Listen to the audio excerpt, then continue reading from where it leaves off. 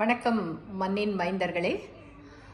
இந்த பதிவு பார்த்திங்கன்னா, முருகப்பெருமான் கையில் வேல் வச்சிட்ருக்கார் இல்லையா, அதோட தாத்பரியம் என்ன அப்படின்னா, அது ஒரு தெளிவு, எனக்கு கிடைத்த தெளிவு. அதாவது நீங்கள் யோகா செய்யும்போது பார்த்திங்கன்னா, மூலாதாரத்திலிருந்து ஒவ்வொரு சக்கரங்களாக இயக்கி ஆக்ஞா சக்கரம் சமாதி நிலை, அதாவது முதுகுத்தண்டு வழியாக தான் உங்களுக்கு ஒவ்வொன்றாக இதுவாகும்.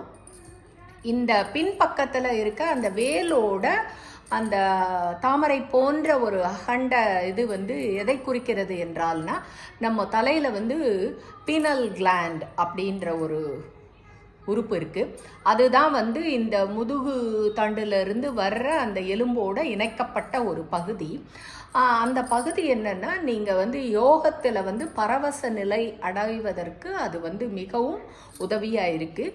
இதைத்தான் முருகப்பெருமானோட பார்த்திங்கன்னா இது வரைக்கும் இருக்கும். அந்த வேல் கையில் எல்லா இடத்துலையும் வேலோட தான் இருப்பார். வேல் இல்லாமல் எங்குமே முருகப்பெருமான் இருந்தது கிடையாது. என்ன சொல்கிறாருன்னா, அதாவது ஞான நிலையில் ஒவ்வொரு சக்கரங்களாக இயக்கி பரவச நிலையை அடைந்து உன்னை உணர்ந்து பரம்பொருளையும் உணர்ந்து கொள் அப்படின்றாரு.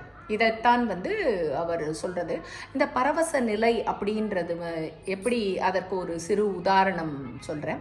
நீங்கள் அருவிகளில் குளிச்சிங்கன்னு வச்சுக்கோங்களேன், ஒரு ஒரு எல்லையற்ற மகிழ்ச்சி, அதாவது என்ன சொல்கிறது, எல்லாம் கிடச்சிடுச்சு அப்படின்ற ஒரு ஒரு சந்தோஷம் வரும் இல்லையா.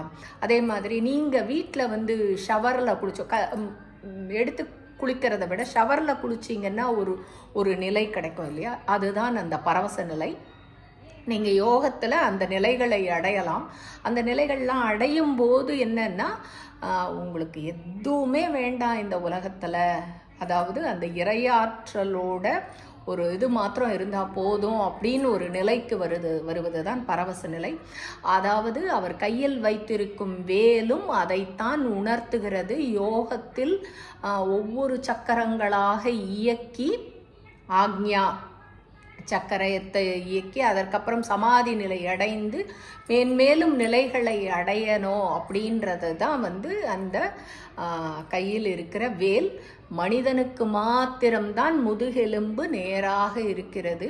மனிதன் மாத்திரம்தான் அந்த இறையாற்றலை யோகத்தின் வழியாக உணர முடியும் என்பதற்காகத்தான் முருகப்பெருமான் தன் கையில் வேலை வைத்து கொண்டிருக்கிறார். வேலோட கூற்று அதுதான்.